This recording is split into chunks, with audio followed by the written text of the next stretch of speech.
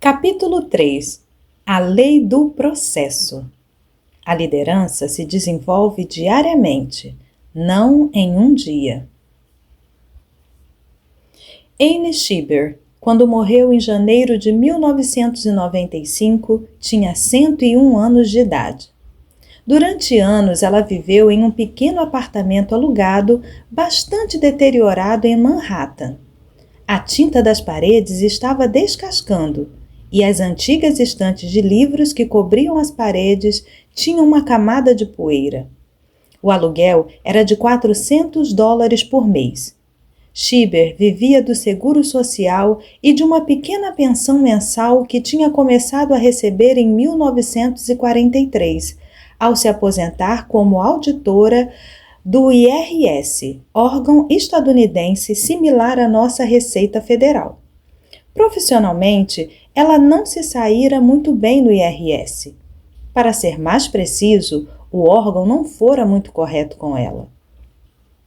Formada em direito e de fazer um ótimo trabalho, ela nunca fora promovida. E ao se aposentar aos 51 anos de idade, recebia apenas $3.150 por ano. Ela foi tratada de uma forma muito mesquinha, disse Benjamin Clark, que a conhecia muito bem. Ela realmente teve de se defender sozinha, de todas as formas. Realmente foi uma grande luta. Schieber era um modelo de parcimônia. Ela não gastava dinheiro consigo. Ela não comprou novos móveis quando os velhos se estragaram. Ela sequer assinava um jornal. Uma vez por semana, ela ia à biblioteca pública ler o Wall Street Journal. Caído do céu. Imagine a surpresa de Norman Land, presidente da Universidade Yeshiva de Nova York, ao descobrir que Anne Schieber, uma senhora pequena, cujo nome ele nunca ouvira e que nunca frequentara a Yeshiva, deixava quase que toda a sua herança para a universidade. Quando vi o testamento, fiquei perturbado. Era algo caído do céu, disse Len, para em seguida acrescentar: a mulher se tornou uma lenda da noite para o dia. A herança que Anne Schieber deixou para a Universidade Yeshiva era de $22 milhões. Como uma solteirona aposentada, havia 50 anos conseguira reunir uma fortuna de 8 dígitos. A resposta era que ela fizera isso um dia após o outro. Ao se aposentar do órgão governamental IRS em 1943, Anne Schieber conseguiu poupar $5.000. Ela investiu o dinheiro em ações. Em 1950, conseguiu lucro suficiente para comprar 1.000 cotas da Schering Plug Corporation, na época valendo $10.000. E ela manteve as ações, deixando o valor aumentar. Na época de sua morte, aquelas cotas originais foram multiplicadas até se tornarem 128.000 cotas, valendo $7,5 milhões. O segredo do sucesso de Schieber foi que ela passou a maior parte de sua vida construindo seu valor. Não importava se o valor das suas ações subia ou caía, ela não as vendeu, pensando: já me estabeleci, é hora de recolher o lucro. Ela fizera investimento a longo prazo, realmente longo. Quando ela recebia dividendos que continuavam a aumentar, reinvestia em suas novas ações. Ela passou toda a sua vida construindo, enquanto outros idosos temiam ficar sem recursos no final da vida. Quanto mais ela vivia, mais rica ficava. No que dizia respeito a finanças, Schieber compreendeu e aplicou a lei do processo. Liderança é como investimento, gera dividendos. Tornar-se líder é muito como investir com sucesso no mercado de ações. Se a sua esperança é fazer uma fortuna em um dia, não terá sucesso. Em desenvolvimento de liderança não há operadores de curto prazo para o sucesso. O mais importante é aquilo que, a longo prazo, você faz dia após dia. Meu amigo Tag Short afirma: o segredo do nosso sucesso está em nossa agenda diária. Se você investe continuamente em desenvolvimento de liderança, deixando seu patrimônio render, o resultado inevitável é crescimento com o passar do tempo. O que você pode ver quando olha para a agenda de uma pessoa? Prioridades, paixão, capacidades, relacionamentos, atitude, disciplina pessoal, visão e influência. Veja o que uma pessoa faz todos os dias, dia após dia, e você saberá quem aquela pessoa é e o que ela está se tornando. Quando dou lições de liderança em conferências, as pessoas inevitavelmente me perguntam se os líderes nascem líderes. Eu sempre respondo sim, claro que nascem. Eu nunca conheci um líder que não tivesse nascido.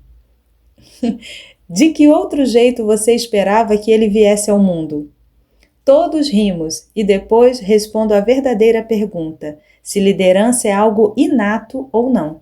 Embora seja verdade que algumas pessoas nascem com mais dons naturais que outras, a capacidade de liderar é, na verdade, uma coleção de habilidades, quase todas podem ser aprendidas e aperfeiçoadas. Mas isso não acontece da noite para o dia. Liderança é algo complicado. Existem muitas facetas: respeito, experiência, força emocional, habilidade no trato com as pessoas, disciplina, visão, impulso, noção de tempo, a lista é interminável. Como você pode ver, muitos fatores que afetam a liderança são intangíveis. Por isso, os líderes precisam de muita experiência para serem eficazes. Por essa razão, acho que realmente comecei a compreender com clareza os muitos aspectos da liderança apenas ao chegar aos 50 anos de idade. Líderes são aprendizes.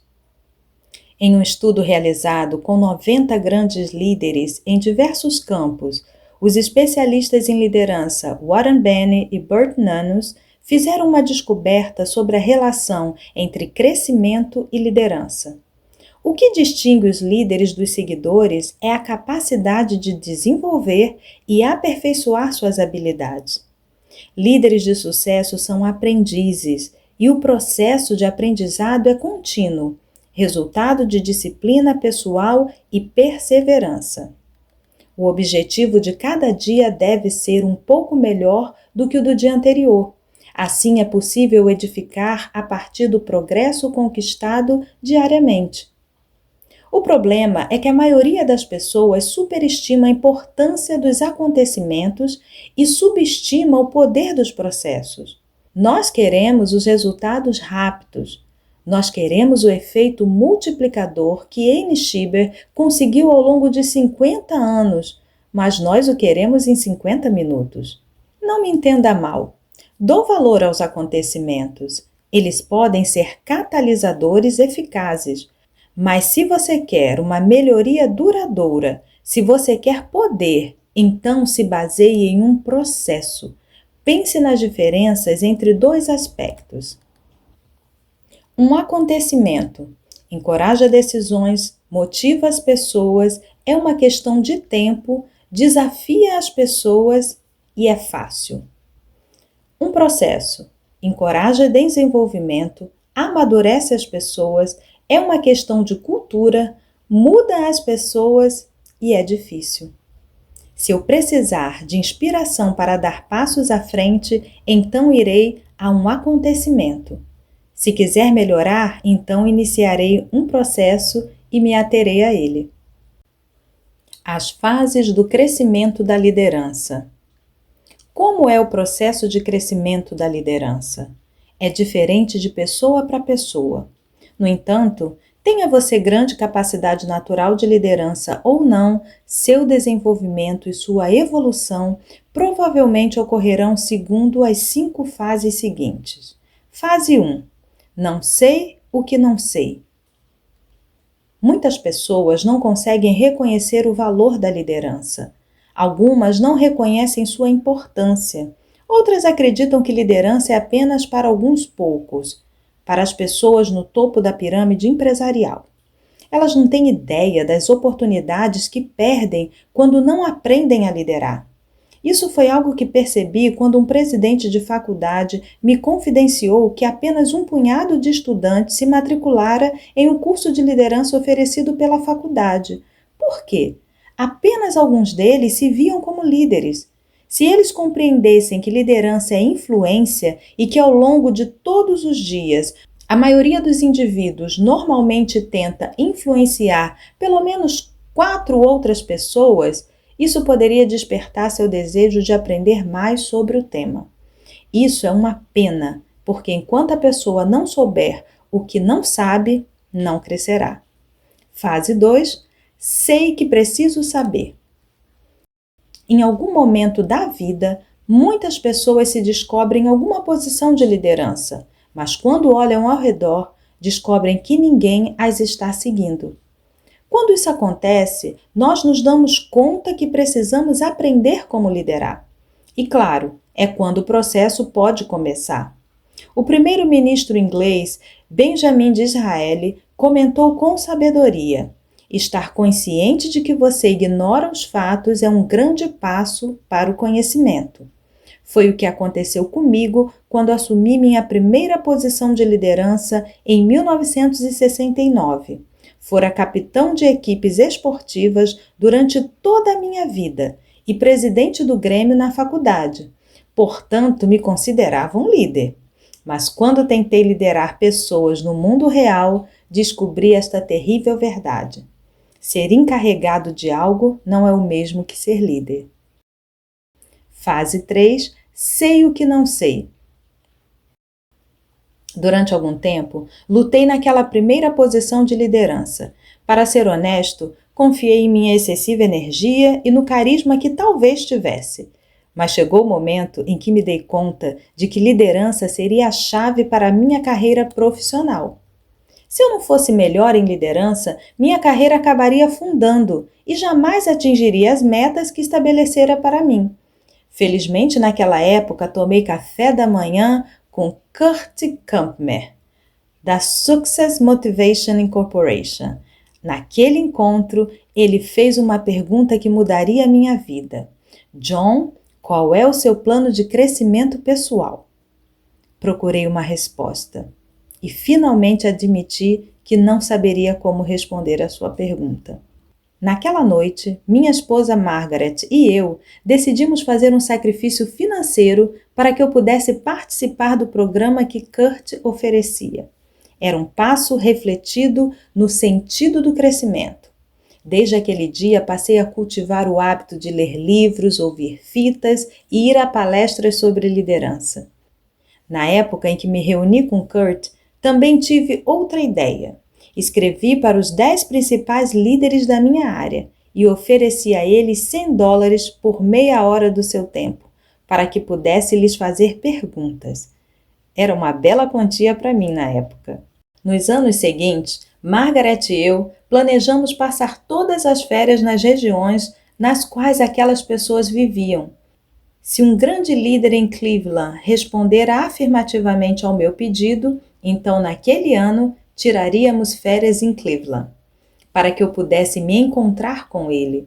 Não conseguiria explicar como essas experiências foram valiosas para mim. Aqueles líderes partilharam comigo conhecimentos que não adquiriria de outra forma. Fase 4. Passo a saber e cresço, e isso começa a ficar claro. Quando você reconhece sua falta de habilidades e dá início à disciplina diária de crescimento pessoal, coisas empolgantes começam a acontecer. Há vários anos ensinava liderança para um grupo de pessoas em Denver e percebi na multidão um jovem de 19 anos de idade realmente atento. Seu nome era Brian. Durante 2 anos observei enquanto ele fazia anotações furiosamente. Observei-o interagindo com os outros. Conversei com ele algumas vezes nos intervalos. Quando cheguei à parte do seminário em que ensino a lei do processo, pedi a Brian que se levantasse para que eu pudesse falar com ele. E desse modo, todos na plateia poderiam prestar atenção. Brian, tenho observado você e estou muito impressionado com sua sede de aprender, de compilar e de crescer. Quero contar um segredo que mudará a sua vida, disse, e todos no auditório pareceram se inclinar para a frente. Acredito que em cerca de 20 anos você será um grande líder. Quero encorajá-lo a aprender liderança durante toda a vida. Leia livros, ouça fitas regularmente e continue a participar de seminários. E sempre que se deparar com uma verdade, uma pepita de ouro ou uma citação relevante, arquive-a para o futuro. Não será fácil, mas em 5 anos você verá progresso e sua influência aumentará. Em 10 anos, você terá desenvolvido a competência que torna sua liderança altamente eficaz. E em 20 anos, quando tiver apenas 39 anos de idade, se tiver continuado a aprender e a crescer, outros provavelmente começarão a pedir que você ensine liderança a eles. E alguns ficarão espantados. Eles olharão uns para os outros e perguntarão: como ele ficou tão sábio de repente? Brian, você pode ser um grande líder, mas isso não acontecerá em um dia. Comece a pagar o preço hoje. O que é verdade para Brian também é verdade para você. Comece a desenvolver sua liderança hoje e algum dia experimentará os efeitos da lei do processo. Fase 5. Avanço por causa do que sei. Quando você chega à fase 4, é possível que já seja um líder bastante eficaz, mas ainda tem de pensar em cada passo que dá. Contudo, ao chegar à fase 5, sua capacidade de liderar se torna quase automática. Você desenvolve grandes instintos, e é quando o retorno é inacreditável. Mas a única forma de conseguir isso é obedecer à lei do processo e pagar o preço. Para liderar amanhã, aprenda hoje. A liderança é desenvolvida diariamente, não em um só dia. Essa é a realidade determinada pela lei do processo. Benjamin Disraeli afirmou: o segredo do sucesso na vida é o homem estar pronto para o seu momento quando ele chegar.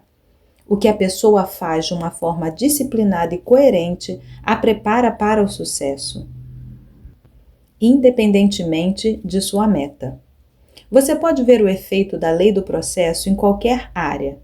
O jogador do Hall da Fama da NBA, Liga Norte-Americana de Basquete Profissional, Larry Bird, tornou-se um notável arremessador de 3 pontos porque fazia 500 arremessos todas as manhãs antes de ir à escola. Demóstenes, da Grécia Antiga, apesar de ter nascido com problemas de fala, tornou-se grande orador por recitar versos com pedrinhas na boca e falar acima do rugido das ondas do mar. Para se tornar excelente líder, você precisa ter esse mesmo tipo de dedicação. É preciso dedicar-se a essa tarefa todos os dias. Abrir caminho para o topo. Há um antigo ditado: campeões não se tornam campeões no ringue, eles apenas são reconhecidos ali. É verdade. Se você quer ver alguém se tornar um campeão, observe sua rotina diária. O ex-campeão dos pesos pesados, Joe Frazier, declarou: você pode conceber um plano de luta ou um plano de vida, mas quando a luta começa, você depende dos seus reflexos. É nesse momento que o seu trabalho aparece. Se você enganou no início do treinamento matutino, vai ser descoberto sob os holofotes. O boxe é uma boa analogia para o desenvolvimento de liderança, porque ele diz respeito à preparação diária. Mesmo uma pessoa com talento natural precisa se preparar e treinar para ser vitoriosa. Um dos maiores líderes dos Estados Unidos era fã de boxe, o presidente Theodore Roosevelt. De fato, uma das suas citações mais conhecidas faz uma analogia com o boxe. Não interessa o crítico, nem aquele que aponta como o homem forte vacilou, ou em que momento o outro poderia ter se saído melhor. O crédito deve ser dado ao homem que realmente está na arena, com o rosto marcado por poeira, suor e sangue, que luta bravamente, que comete repetidas vezes erros e falhas, que conhece os grandes entusiasmos, as grandes devoções e se entrega a uma causa que vale a pena, que na verdade das hipóteses, no final, conhece o triunfo de uma grande conquista e que, na pior das hipóteses, quando fracassa, pelo menos fracassa ousando muito. Portanto, seu lugar nunca deve ser com aquelas almas frias e tímidas que não conhecem nem a vitória nem a derrota. Roosevelt, ele mesmo boxeador, era um verdadeiro homem de ação. Ele não apenas foi um líder efetivo, mas também o mais exuberante de todos os presidentes americanos. Hugh Brogan, historiador britânico, descreveu-o como o homem mais capaz a ocupar a Casa Branca desde Lincoln, o mais vigoroso desde Jackson e o mais culto desde Quincy Adams. Um homem de ação. TR, apelido de Roosevelt, é lembrado como um sincero homem de ação que defendia uma vida vigorosa. Quando ocupou a Casa Branca, ele regularmente lutava boxe e judô. Fazia cavalgadas difíceis e dava caminhadas longas e cansativas. Um embaixador francês que visitou Roosevelt costumava comentar a ocasião em que o acompanhou o presidente em uma caminhada pela floresta, quando os dois homens chegaram a um riacho profundo demais para ser cruzado a pé. TR tirou suas roupas e esperou que o dignitário fizesse o mesmo para que pudessem nadar até o outro lado. Nada era obstáculo para Roosevelt. Em diferentes momentos de sua vida, Roosevelt foi vaqueiro no Oeste, explorador e caçador de grandes animais e oficial de cavalaria na guerra entre a Espanha e os Estados Unidos. Seu entusiasmo e sua energia pareciam inesgotáveis. Como candidato a vice-presidente em 1900, ele fez 673 discursos e viajou mais de 30 mil quilômetros, fazendo campanhas pelo presidente McKinley. E anos após deixar a presidência, quando se preparava para fazer um discurso em Milwaukee, Roosevelt foi ferido em uma tentativa de assassinato. Com uma costela quebrada e uma bala no peito, insistiu em fazer seu discurso de 1 hora de duração antes de ser levado para o hospital. Roosevelt começou devagar. De todos os líderes que os Estados Unidos tiveram, Roosevelt foi um dos mais firmes, física e mentalmente. Mas ele não começou assim. O presidente vaqueiro dos Estados Unidos nasceu em Manhattan, em uma família rica e importante. Quando criança, era franzino e tinha muitas doenças. Sofria de asma, tinha miopia e era extremamente magro. Seus pais não tinham certeza se ele sobreviveria. Quando ele tinha 12 anos de idade, o pai do jovem Roosevelt disse-lhe: "Você tem a mente, mas não tem o corpo, e a mente sem a ajuda do corpo não consegue chegar até onde você poderia.